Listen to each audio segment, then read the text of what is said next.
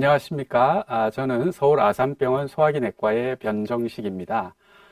오늘은 우리 시니어 분들, 연령이 아주 높으신 노년분들에 있어서 장 건강에 대해서 특히 대장암 예방 및 조기 치료를 중심으로 말씀을 드리려고 합니다. 우선 대장은 어디에 있고 무슨 일을 하는지 한번 살펴보겠습니다. 우리가 음식을 먹으면 식도를 거쳐서 위로 들어오게 됩니다. 위에서는 먹은 음식을 죽처럼 으깨게 되고요. 죽처럼 으깨진 음식이 이 소장으로 들어오게 됩니다. 소장으로 들어온 음식들은 소화를 거쳐서 대부분의 수분과 영양분이 흡수되게 되고 나머지들이 대장으로 전달됩니다. 대장은 이 그림에서 보시는 것처럼 우리 이 배의 오른쪽 아래 부분에서 시작을 해서 위로 올라온 다음 왼쪽으로 건너와서 아래쪽으로 내려오고 항문 근처 여기 직장을 거쳐서 항문까지 연결되게 됩니다. 소장에서 건너온 나머지 부분들 중에서 소장에서 완전히 다 흡수되지 못하고 남은 일부 수분과 담즙산을 비롯한 일부 성분들이 이 대장에서 흡수가 됩니다. 그리고 대장에는 여러 세균들이 살고 있는데요. 이런 세균들이 일부 비타민 K와 비타민 B 등을 만들어냅니다. 이렇게 만들어진 비타민들도 대장에서 흡수됩니다. 흡수되고 남은 찌꺼기들이 이 대변으로 만들어져서 직창을 거쳐서 항문으로 배출되게 됩니다. 오늘 말씀드릴 대장암은 그럼 무엇일까요? 여기 왼쪽에 보고 계시는 사진이 정상 대장을 들여다보고 있는 사진이 되겠고요. 오른쪽에서 보는 사진이 이 대장암 사진입니다.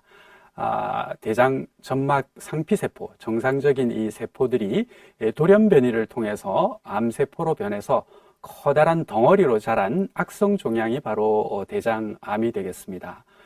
그렇다면 대장암을 일으키는 이 돌연변이는 왜 생기는 걸까요? 돌연변이를 유발하는 여러 가지 나쁜 요인들, 우리가 흔히 이 발암 요인, 발암인자라고 부르는 것들이 될 텐데요. 그런 것들에 노출되기 때문에 돌연변이가 발생하게 됩니다. 생각해보면 그렇다면 노인의 경우에는 오랜 세월을 살아오셨기 때문에 돌연변이를 일으키는 발암인자들에 노출되었을 확률도 그만큼 젊은이들에 비해서는 높을 것이고 또한 노출되었을 기간 또한 젊은이들에 비해서는 길었을 확률이 높습니다. 따라서 돌연변이가 발생할 가능성이 그만큼 높고 그렇기 때문에 대장암을 비롯한 여러 가지 암들이 이 노인에서 좀 더 잘 발생하게 되는 것입니다.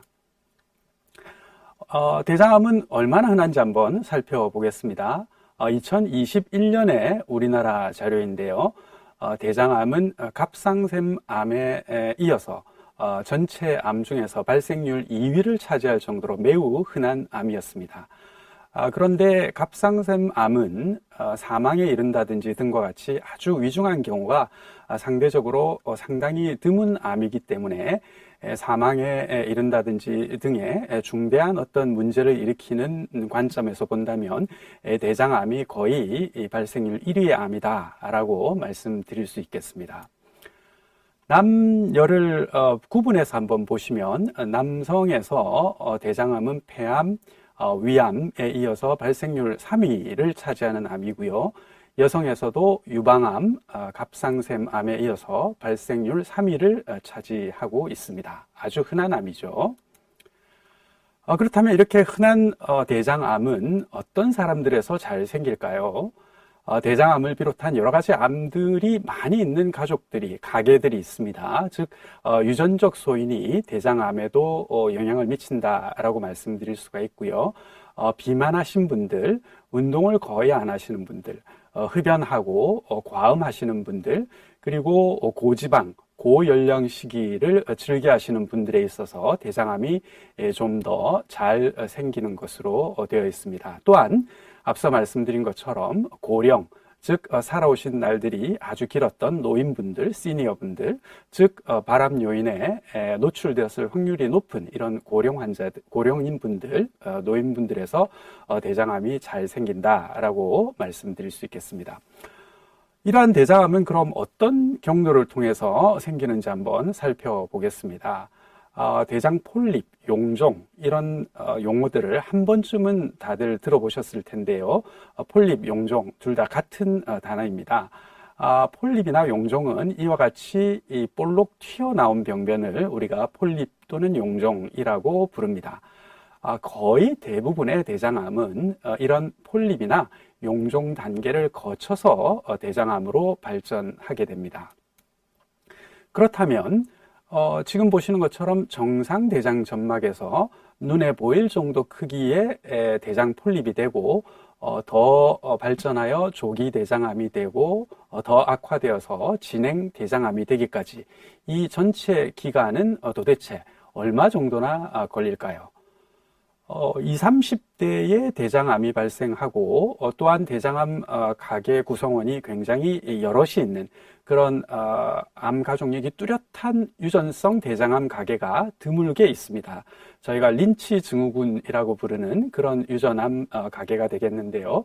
이런 드문 가계의 경우에는 정상 점막에서 진행한 대장암이 되기까지 1년에서 3년도 채 걸리지 않는 빠른 속도로 짧은 기간 안에 진행 대장암이 발생하는 이런 경우들이 있습니다. 그러나 이런 드문 경우들을 제외하고 거의 대부분의 사람들에 있어서는 정상 점막에서 진행한 대장암이 되기까지 적어도 10년에서 약 20년 정도의 세월이 소요됩니다. 즉 상당히 천천히 발전한다는 이야기가 되겠죠.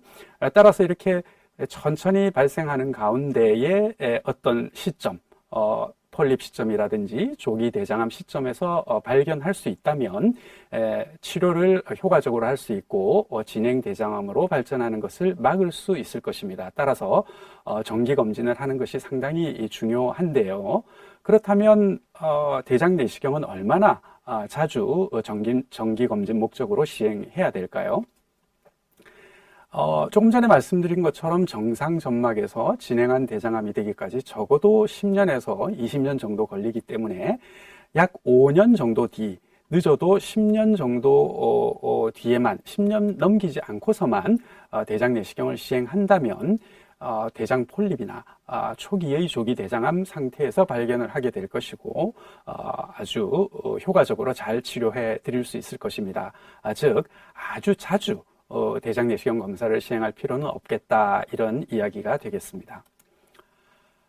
다음은 대장 폴립 및 대장암의 치료에 대해서 간단히 살펴보겠습니다. 거의 대부분의 대장 폴립은 내시경 절제술로 치료가 가능합니다. 또한 초기의 일부 조기 대장암도 내시경 절제술로 완치될 수 있습니다. 그러나 조기 대장암이 일부 악화된 경우나 진행 대장암이 이미 되어 있다면 우리가 알고 있는 일반적인 외과적 수술이나 방사선 치료 또는 항암 치료를 시행해야 합니다. 따라서 내시경 치료를 할 수 있는 이런 초기의 병변 상태에서 발견하면 좋겠다라는 생각을 할 수가 있습니다. 초기의 병변을 발견하면 그러면 내시경으로 어떻게 절제하는지 한번 살펴보겠습니다. 우선 올가미 절제술이라는 방법이 있는데요. 보시는 바와 같은 이런 올가미 형태의 기구를 이용해서 병변의 아랫부분을 죄어서 잡은 다음 전류를 흘려서 절제해내는 방법이 되겠습니다. 상당히 간단한 방법인데요. 작은 병변에 대해서 이런 방법을 사용할 수 있습니다. 반면 크기가 큰 병변이라면, 사진에서 보시는 바와 같이 크기가 큰 병변이라면 대장벽에 특수한 주사침을 이용해서 특수한 용액을 대장벽에 주입을 하게 됩니다. 그러면은 얇은 대장벽이 보시는 것처럼 두꺼운 형태가 되게 되고 이후 수술용 칼을 이용해서 두터워진 대장벽을 마치 생선 회를 뜨듯이 포를 떠내듯이 이와 같이 박리해서 하나의 커다란 조각으로 병변을 절제해내는 방법을 사용하게 되는데요. 이를 내시경 점막하 박리술이라고 부릅니다. 이런 내시경 치료는 여러 가지 장점이 있습니다. 일반적으로 외과적인 수술을 시행하면 배에 흉터가 생기고 또 마취와 관련된 합병증이라든지 복강 내 감염이라든지 수술한 부위가 찢어진다든지 또는 향후 유착이 생긴다든지 등등과 같은 여러 가지 합병증이 발생할 수 있고 수술의 경우에는 상당 기간 입원을 해야 되고 또 특히 직장을 절제하는 수술을 시행한 경우에는 절제 후에 대변을 보러 하루에 10번 전후 정도 상당히 여러 번 화장실에 다녀야 되는 등 배변 습관의 변화로 인해서 삶의 질이 떨어지는 경우가 종종 발생할 수 있습니다. 그런데 이에 비해서 내시경 치료는 흉터가 없고 출혈이나 천공 등의 합병증이 간혹 발생하기는 하지만 중대한 합병증은 상당히 드물어서 안전한 편이고 입원이 필요 없거나 또는 하루나 이틀의 짧은 입원으로도 충분하고 시술 후에 배변 습관 변화 등 삶의 질 저하도 없습니다. 상당히 많은 장점을 가지고 있죠. 그렇다면 모든 경우에 내시경 절제술로 치료를 하고 싶을 텐데요. 하지만 앞서 말씀드렸던 것처럼 대장 폴립 단계이거나 혹은 일부의 초기 조기 대장암 상태일 때만 내시경 치료가 가능하다라는 제한점이 있습니다. 그러나 어쨌든 내시경 치료로 이런 병변들을 치료하게 되면 보다 위중한 진행 대장암으로 가는 것을 예방할 수 있는 그런 역할을 할 수가 있겠습니다. 우리가 빨리 병변을 발견하고 싶을 텐데요. 그렇다면 어떤 증상이 있을 때 이런 병변을 의심해야 되는지 잘 알아야 될 겁니다.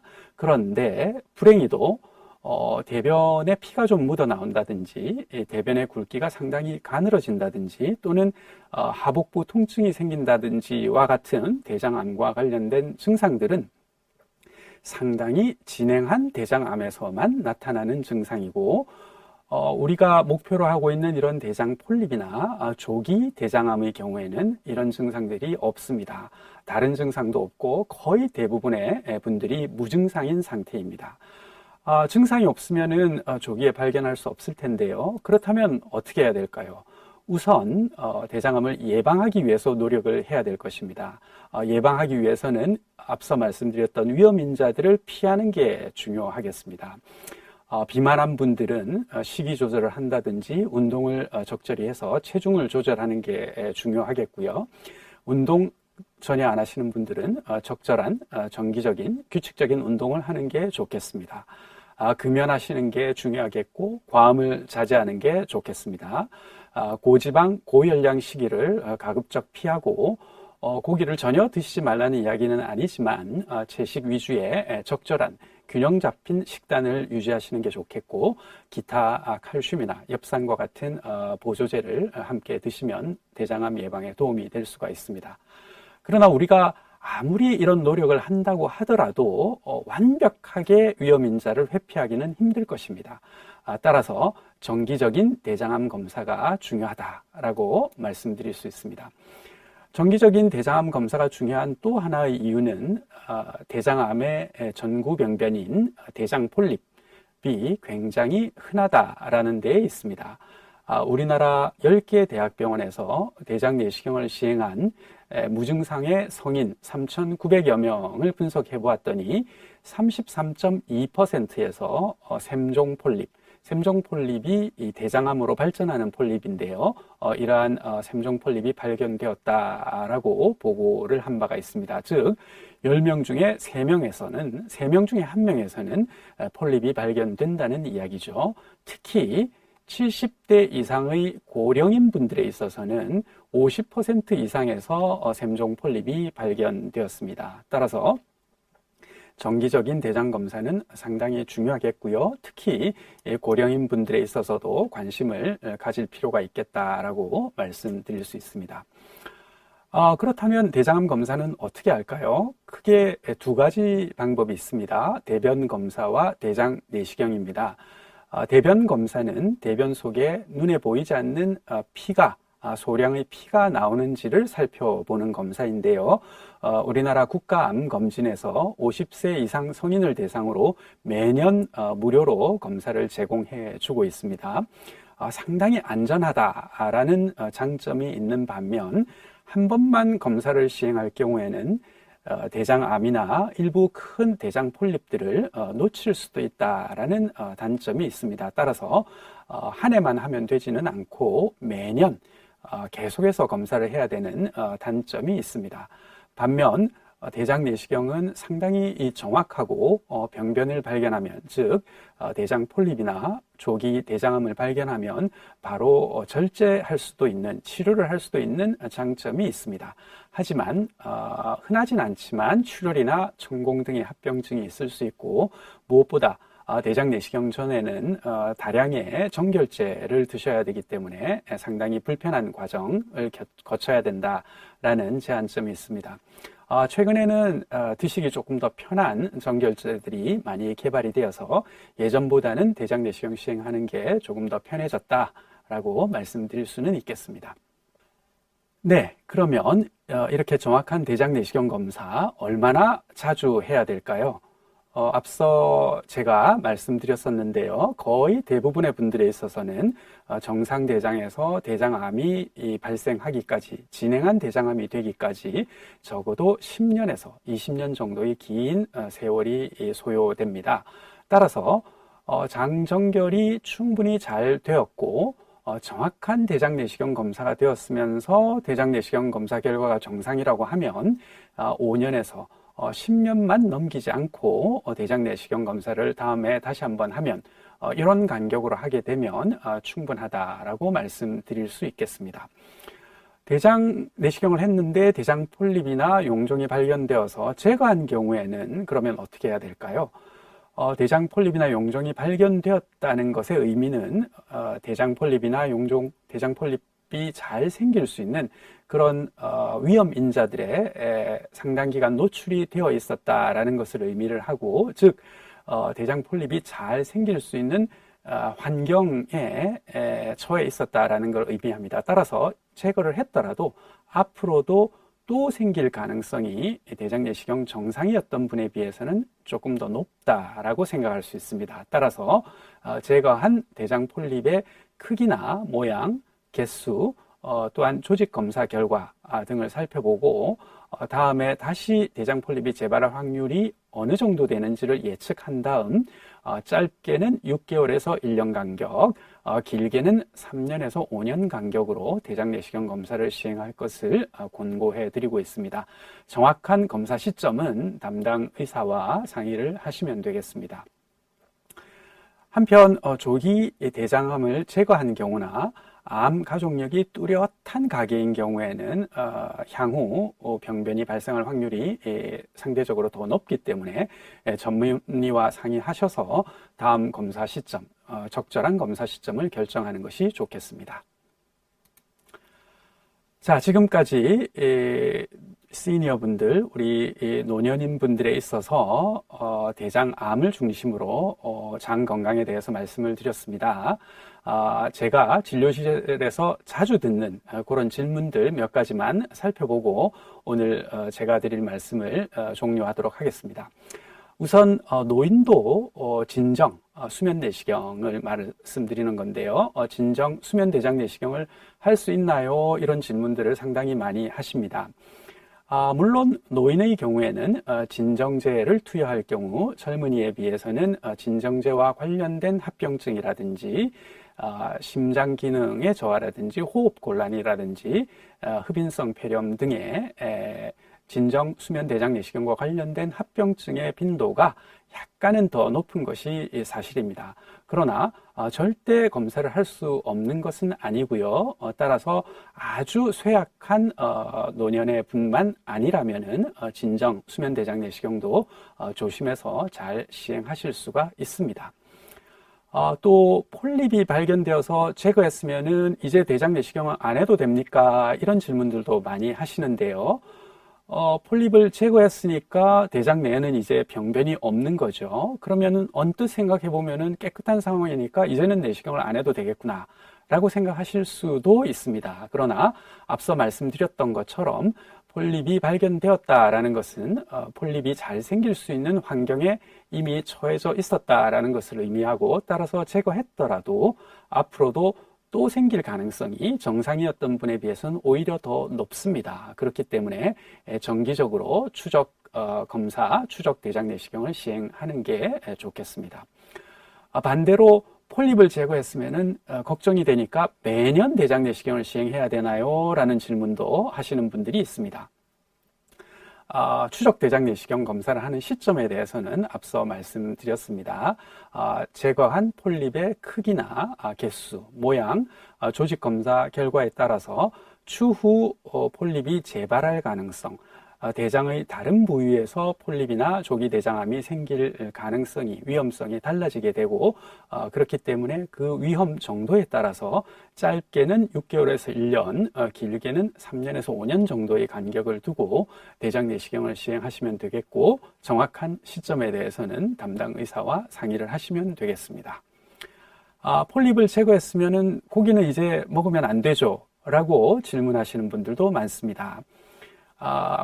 고열량, 고지방식이가 육류의 대표적인 특성이 되겠는데요.